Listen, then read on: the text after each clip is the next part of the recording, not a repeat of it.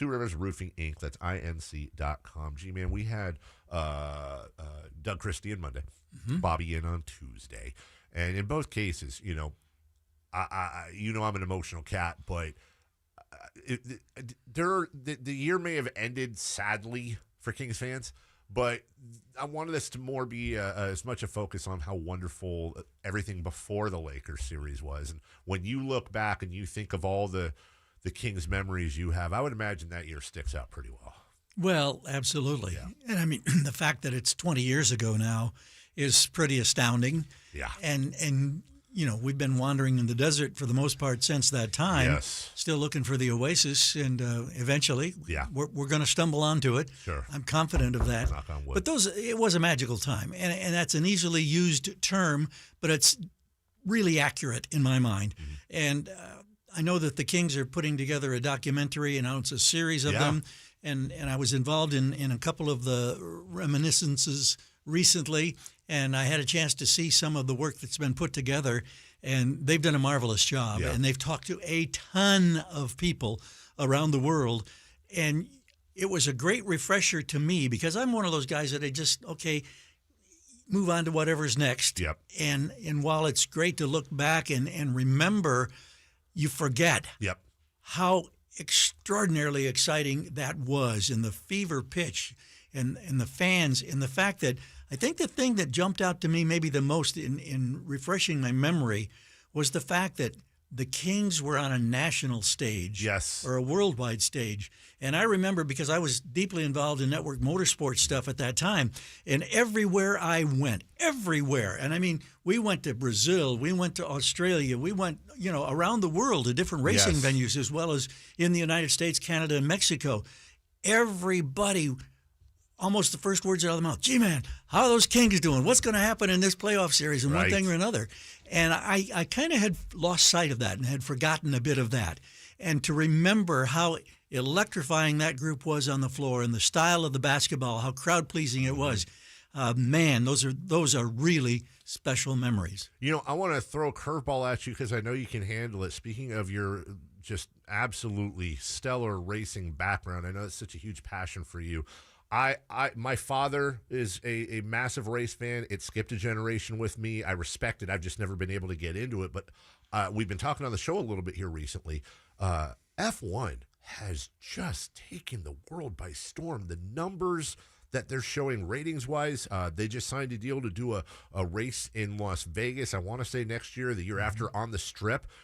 Do you have any idea, just to explain to a dummy like me when it comes to racing, what it is about what F1 is doing, or what it is about F1 that's really capturing a younger audience? Well, it's hard for an old guy like myself to relate to what's happening. But the most exciting thing from F1 standpoint is when you look at the demographics and you look at the popularity in the 18 to 49 age bracket, that is really spiraled. Yeah. And that's not the case in IndyCar and in NASCAR, where it's a graying audience, you know. Right. And I'm one of those folks. Yep. I love that. But F1 has suddenly become, they were taken over by a new company 2 or 3 years ago. Yes. And I don't know exactly what, their philosophy is, but they've hit the right chords. Yes. And they've made it an absolute happening, each of these events. And Miami just a couple of weeks ago was certainly a great indicator of that. They sell out. Yeah. They were in, I can't remember where they were last week, Spain someplace.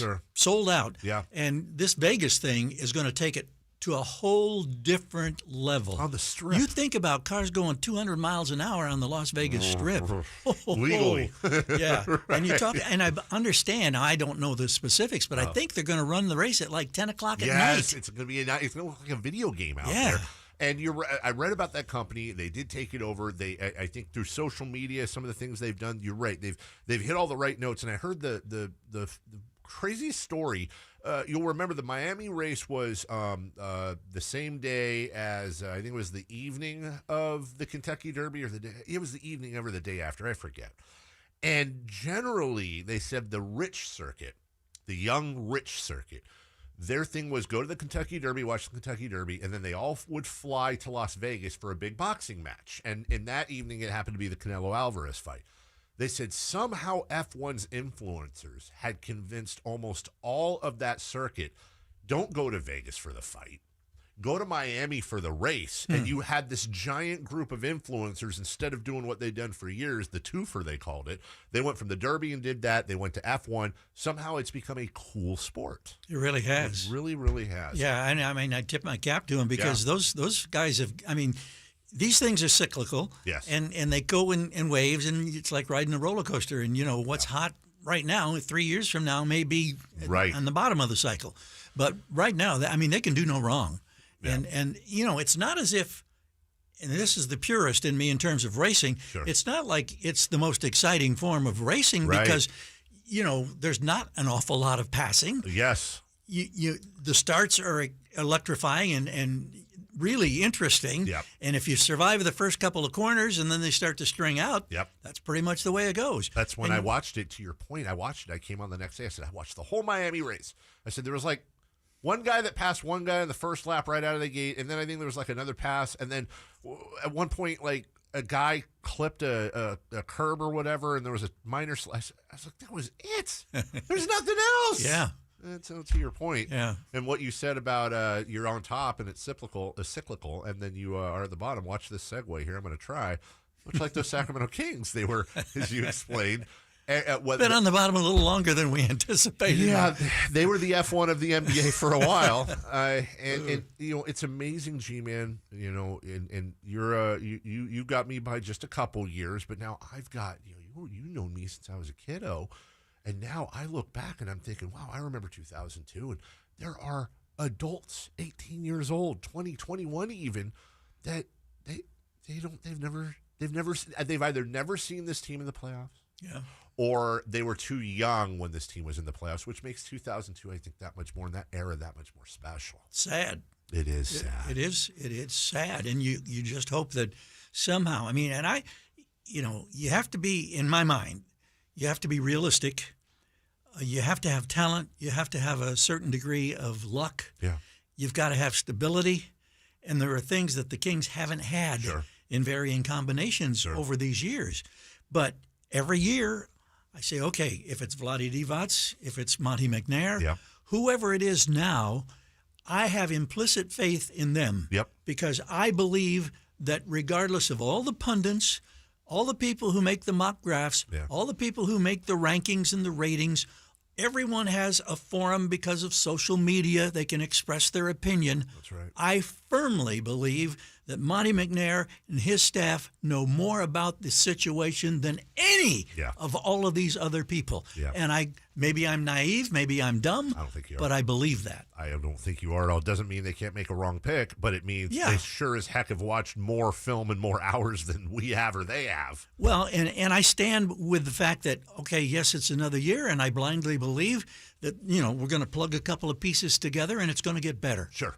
Well, and I think a lot of Kings fans roll along with you with that, and then there's the ones like me that are kind of like Eeyore, just kind of like, okay, well maybe this is, and then I end up getting dragged in at the beginning of the year, and then I start believing, and I want this generation to experience what we experienced back then. It wasn't just, as you know better than anyone, it wasn't just the wins, it wasn't just the 61 wins or whatever it was. It was how lovable that team was. Yeah. They were the most lovable team of my lifetime in any sport. Well, I've always believed that chemistry over the course of an 82-game regular season in the NBA can win you 6, 8, maybe even 10 games out of that.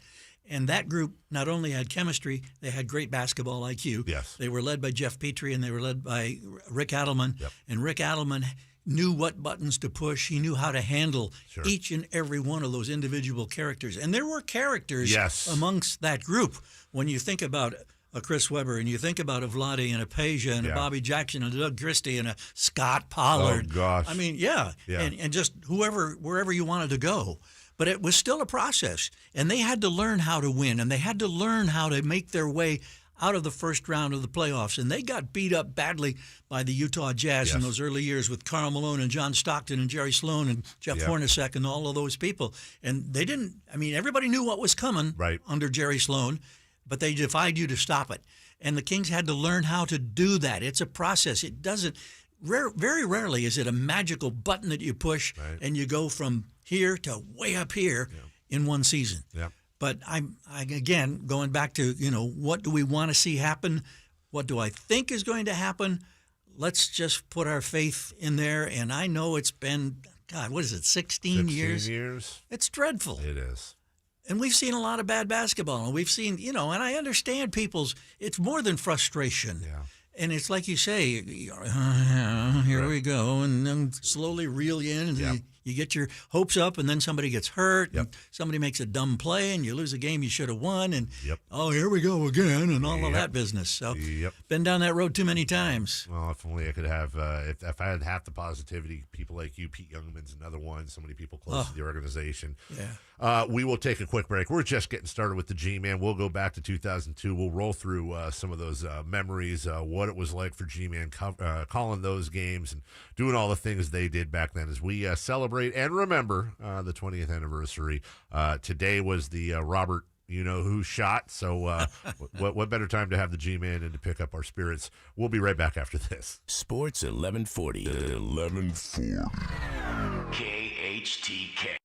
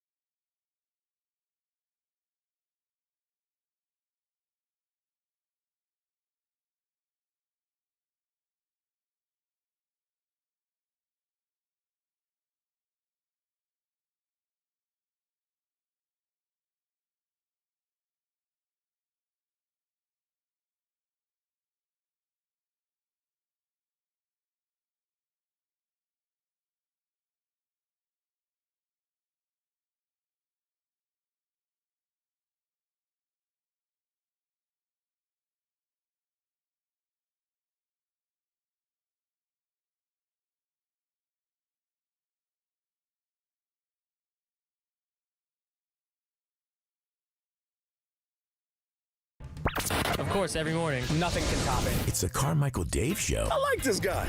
With Jason Ross on Sports 1140. KHTK.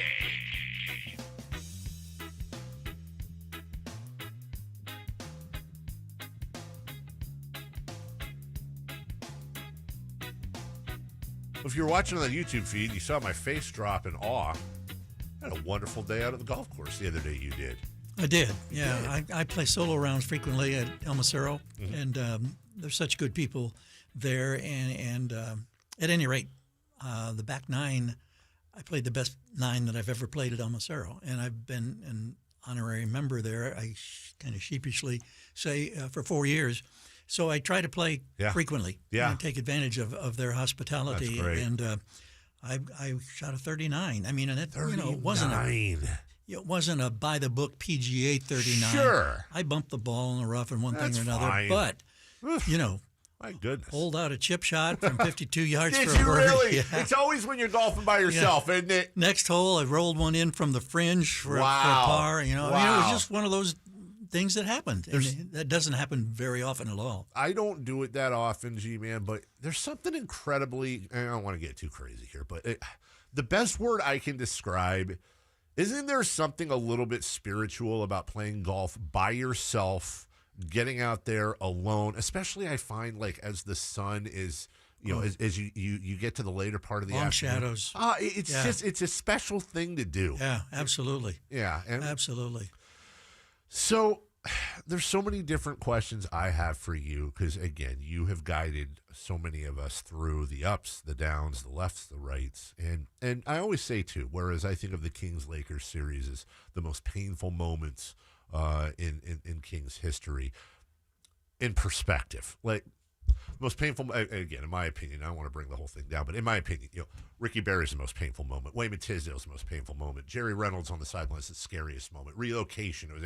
There's painful, and then there's sports painful. Yes. And I think for me, on court really doesn't matter in the big scheme of things, but on court, we all remember the Ori shot 20 years ago today. We all remember Game 6 and the questionable refereeing.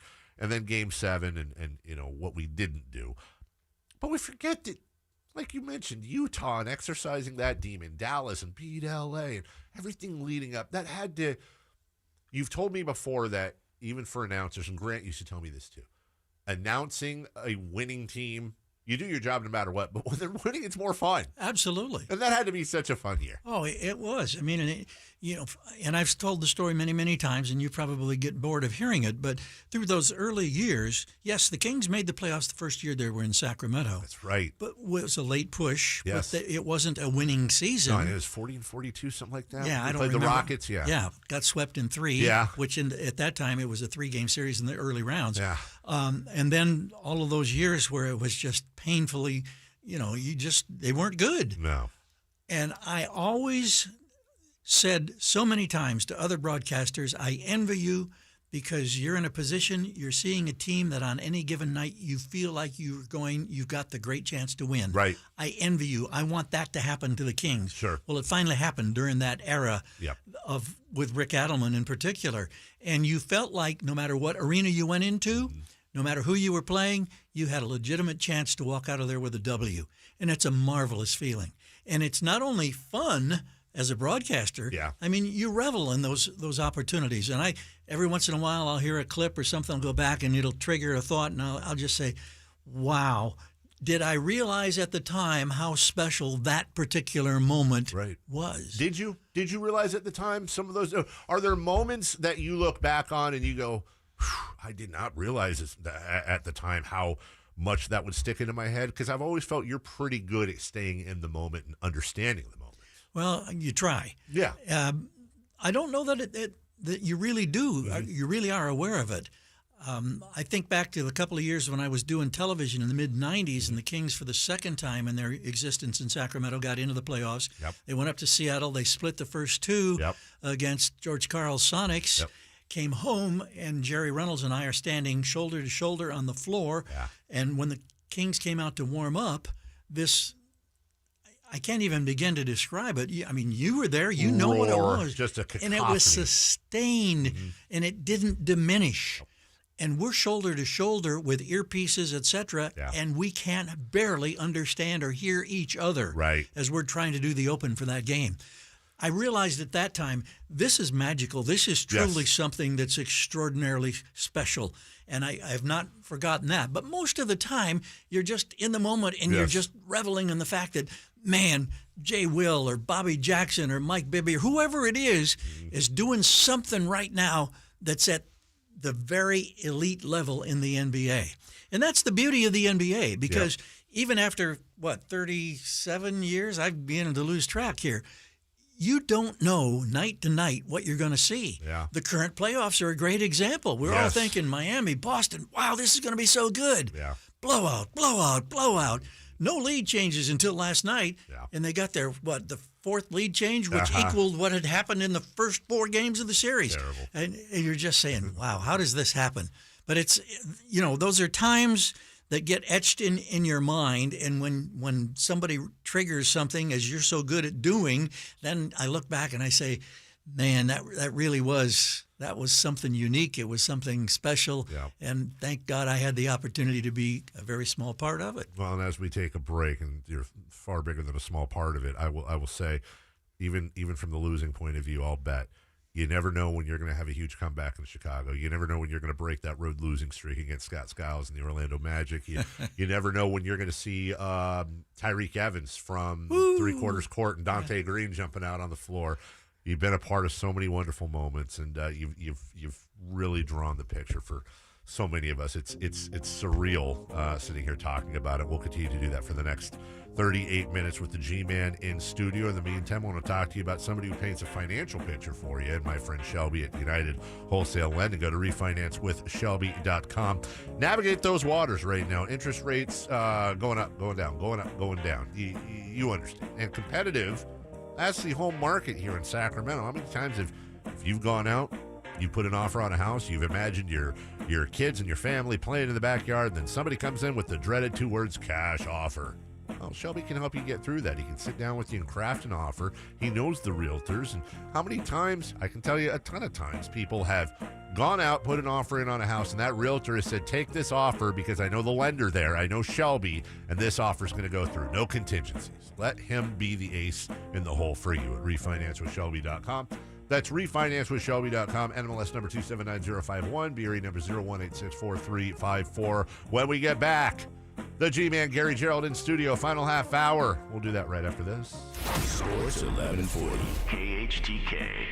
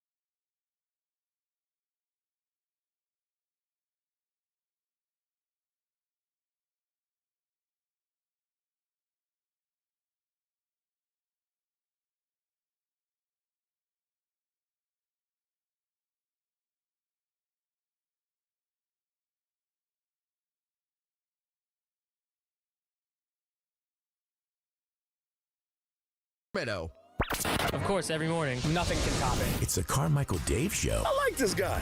With Jason Ross on Sports 1140 KHTK.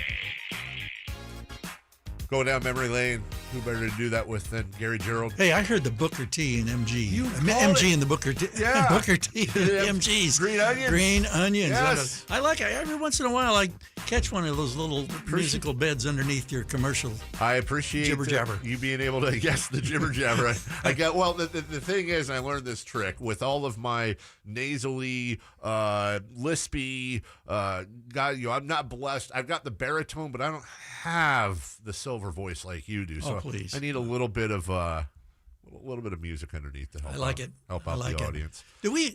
I'm not telling tales out of school here, but Sam Amick's usually your guy at 8 o'clock on Thursdays. Sam is at 8 every Thursday, and we told Sam, listen, we love you, Sam. You're important, but you're not Gary Gerould. So please kick rocks, pal. If Sam Amick was in here, you'd be getting some real knowledge instead of just a bunch of BS and numbers and one thing or another.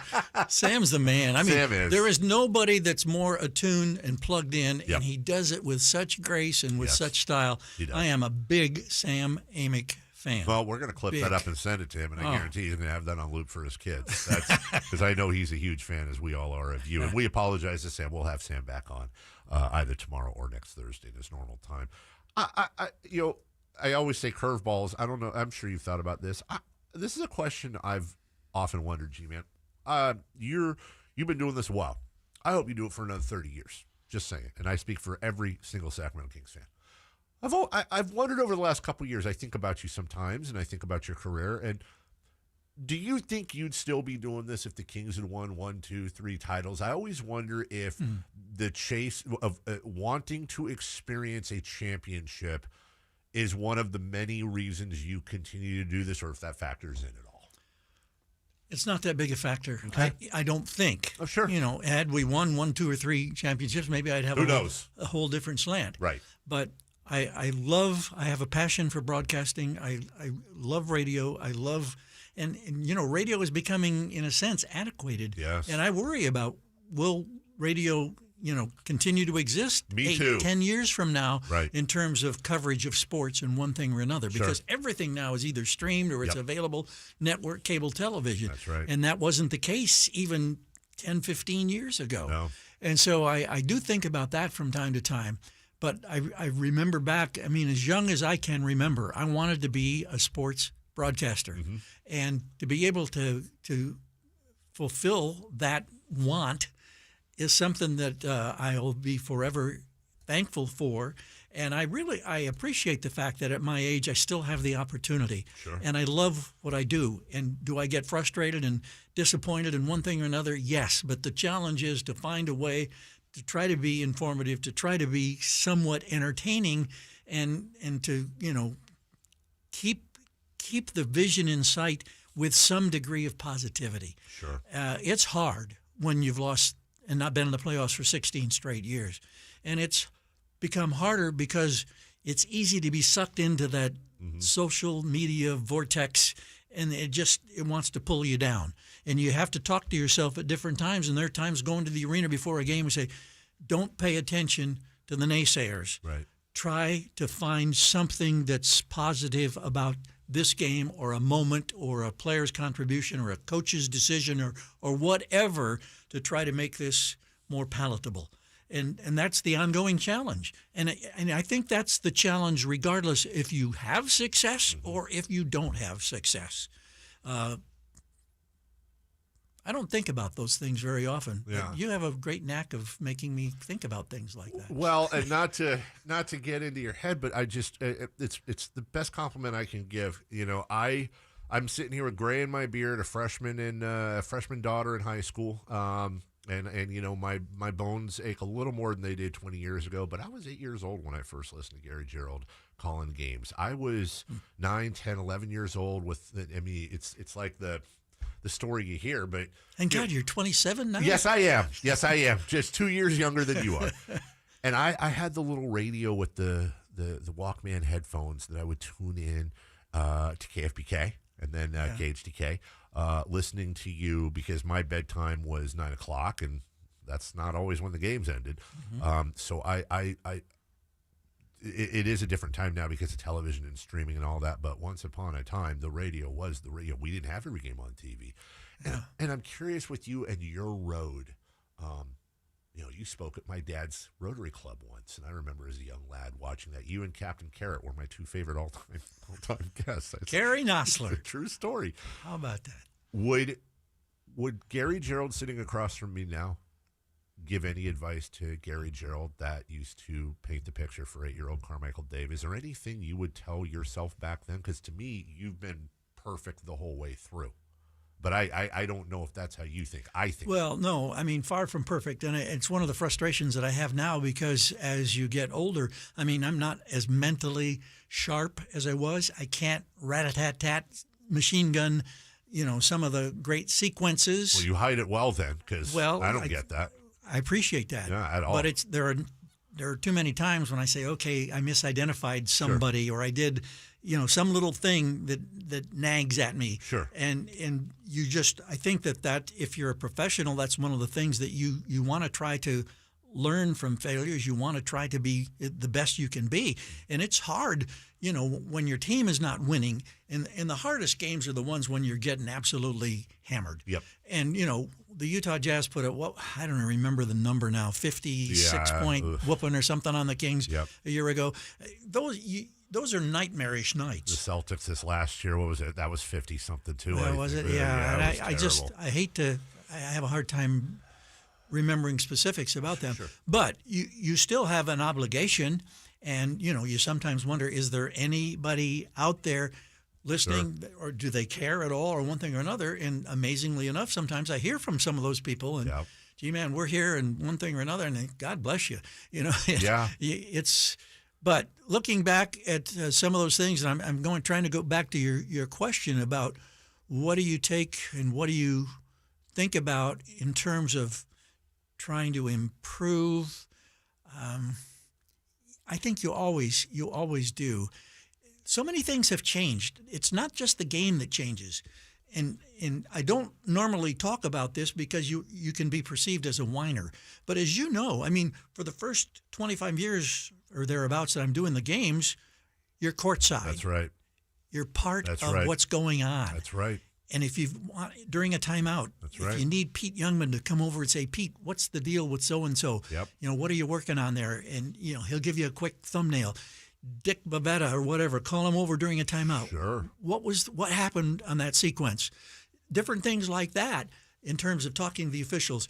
Having the coach in front of you could impede your view, but you hear the interplay and the one thing or another. Well, in the last decade plus, you're way upstairs. And some of the vantage points now are really, really a long way from the floor. Yeah. And it's such a big challenge to be able to identify people, especially the first time you see a team or you see rookie talent or one thing or another. And the NBA doesn't help you because during warm-ups, how easy would it be to put on the warm-ups I know, the guy's number? Come on. How hard would that be? That's so true.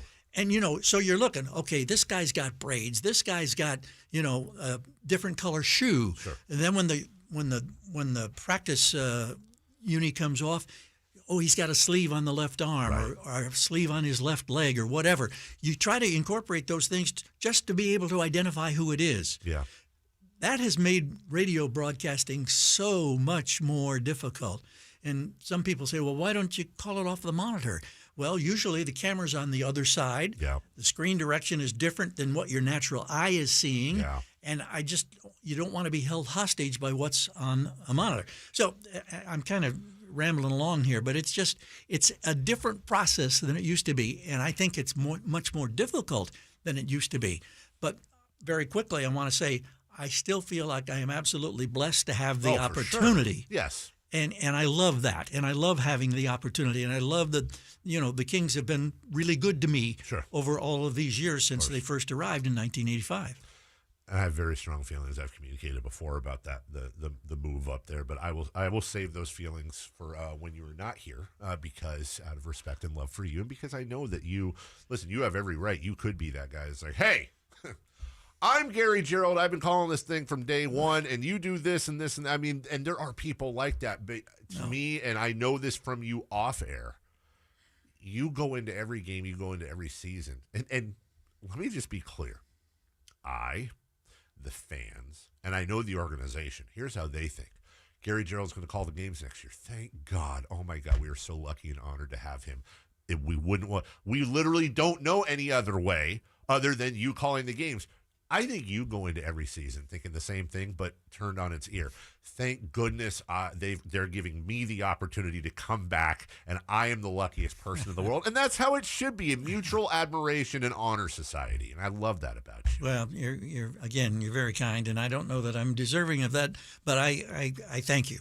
You are, and you are. All right, we got one more segment left, and here's the thing: we're supposed to be. I knew this would happen. We're supposed to be doing. We talked a little bit about 2002. I knew this would happen, but if I'm sitting across from you, I can't help but we just start talking. You're such an incredibly easy man to talk to, and again, I have been here for almost 3 decades, but when I'm talking to you, when I'm talking to Grant, when I'm talking to Jason, when I'm talking to Coase, my heroes growing up, I'm still like Chris Farley when he was interviewing Paul McCartney. You know, there's still such a part of me on Saturday Night Live that's like, hey, remember that time? That was awesome. You're so great.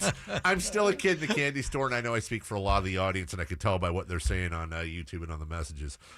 They're also same way listening to you. One more segment with G-Man that's coming up right after this. 20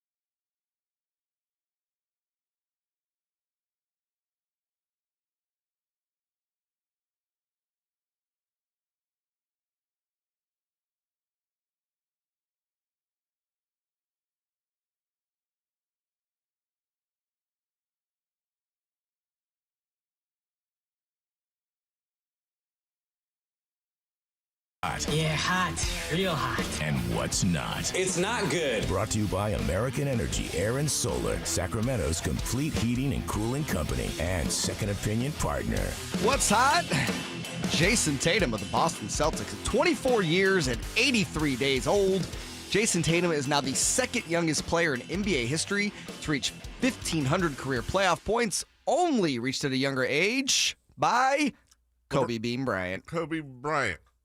Got it. How did you know that? I nailed it. I'm always good at that. He was good, wasn't He was, he was good. Halfway decent. Rest his soul. He was. Couple good years. We always said with Kobe, there's the sports hate. Sports hate Kings fans. Just hated Kobe Bryant. I can't think of too many Kings fans that wouldn't given a pinky to have Kobe on their team. Oh my gosh. Oh my gosh.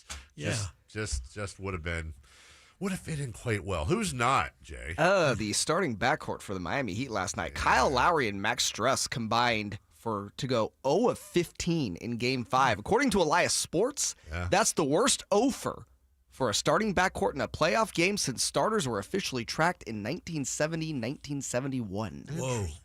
I too went 0 for last night, though. But Kyle Lowry's hurt. There's no question in my mind. I mean, and that's impacting his performance. Strus is one of those guys that's just a streaky shooter. And, and he's liable to come back in the next game and knock down 5 or 6 of them. We just don't know. It's a coin flip. I don't know. Warriors. On one hand, these playoffs have been incredibly rough. On the other hand, I will say this: I don't know who's going to win on a night in, night out basis. Maybe that's part of the good thing. Yeah. No idea.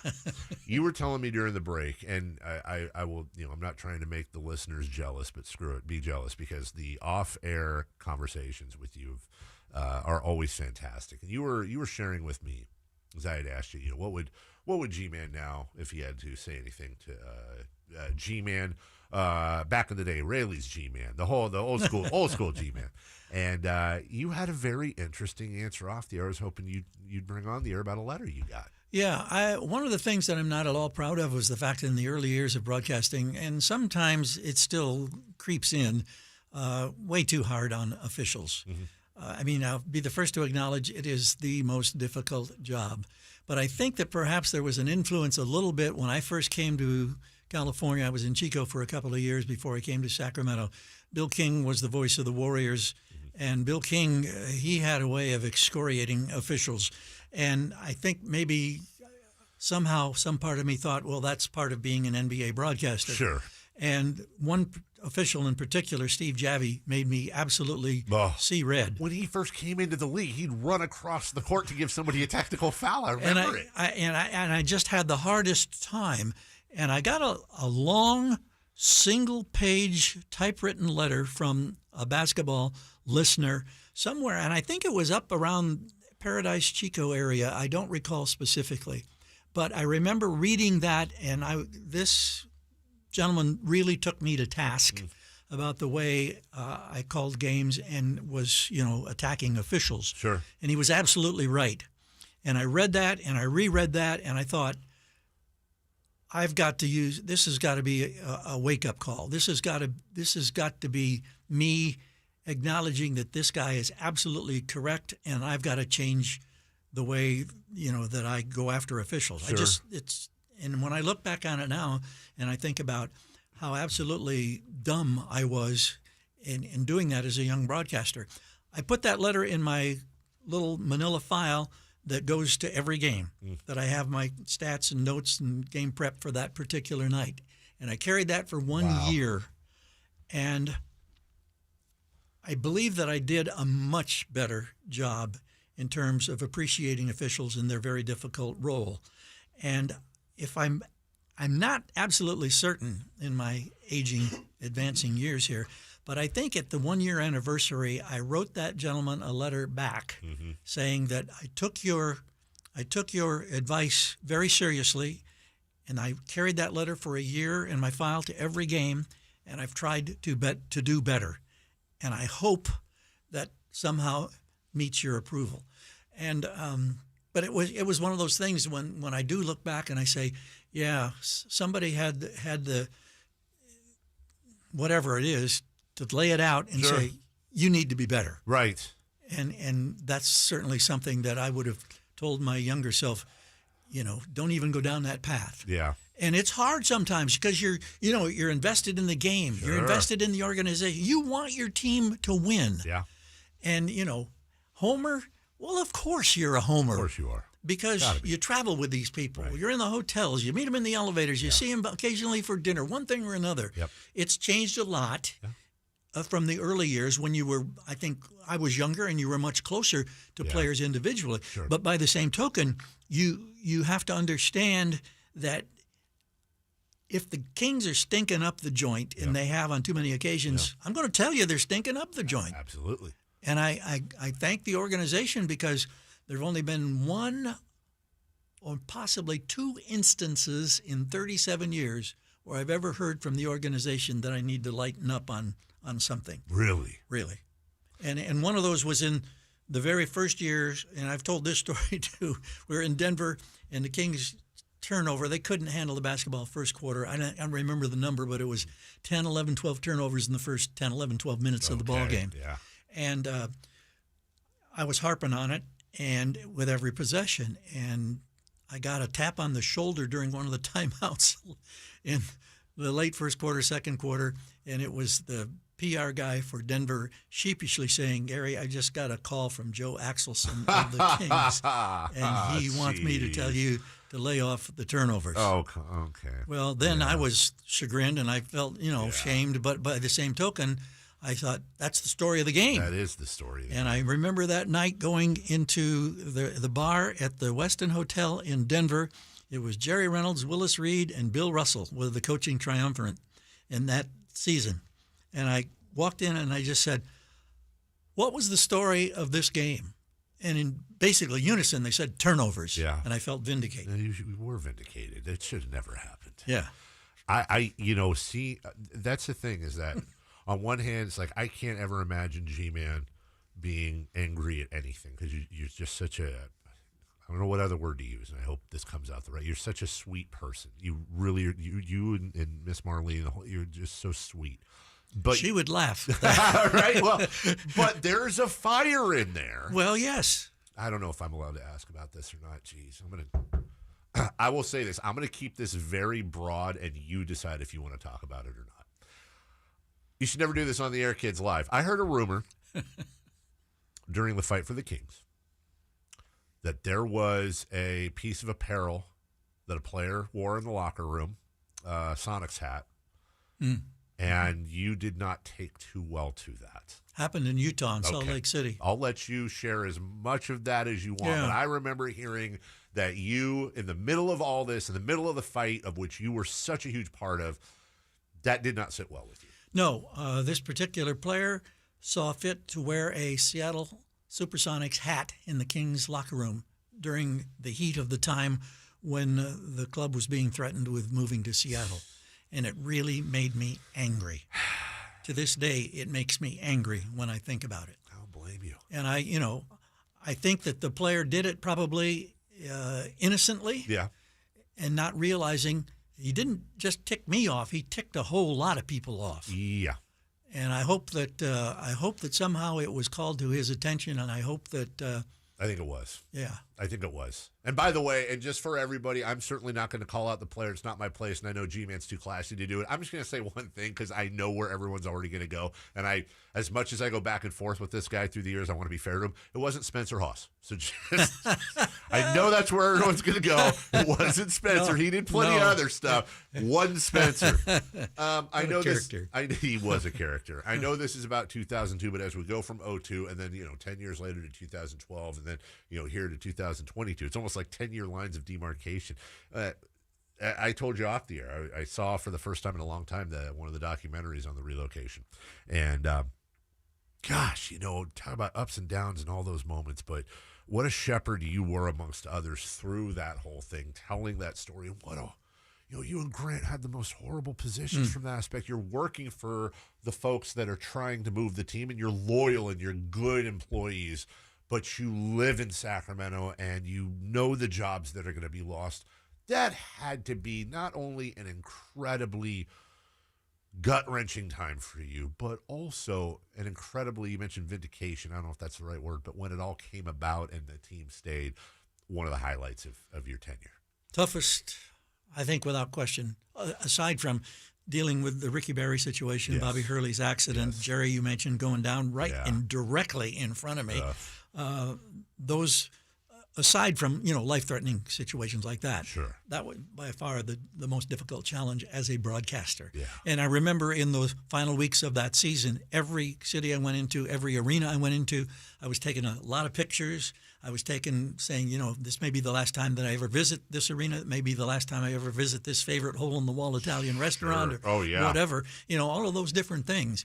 And so many nights going into games, talking to myself before going on the air, saying, find something positive. Right. Don't let this drag you down. Don't let it impact the performance, the outcome of this game. And then being able to go through all that. I remember you saying in the documentary, you said something that stuck with me always. You said, we thought this and had every reason to think this was it. And Jerry had explained when he was talking with Grant on how you, and I'm sure this happened to you too, going from place to place to place on the road, people treated you almost like you were dying. Like, hey, it's been great seeing you, wish you well. And in the end, you got the last laugh. Well, thank God. And Vivek Ranadive, yes, I know a lot of people. Sure. You're not the biggest fans of some of the things that have happened, whatever, but we are indebted to him, along with many, many others. Kevin Johnson. Yep. David Stern. Yes, sir. So many different people. Yep. You and your venture across America. Yeah. And thank goodness, there's been a renovation and there's been a revitalization. DOCO exists. Yes, it does. We've got a magnificent arena, and now we're putting together a team that's going to be a winner in that arena. You hear that, everybody? That'll get you through the day. You do not talk to Gary Gerould without a smile on your face when you're done. Thank you so much for coming in. Thank you. It's such an honor. You know how I feel about you, and I am just an avatar for Kings fans. We all love you so much. Thank you so much. That's Gary Gerould for Jay Mars. I'm Carmichael Dave. We'll see you tomorrow. Jim Rome is next. Bye-bye now.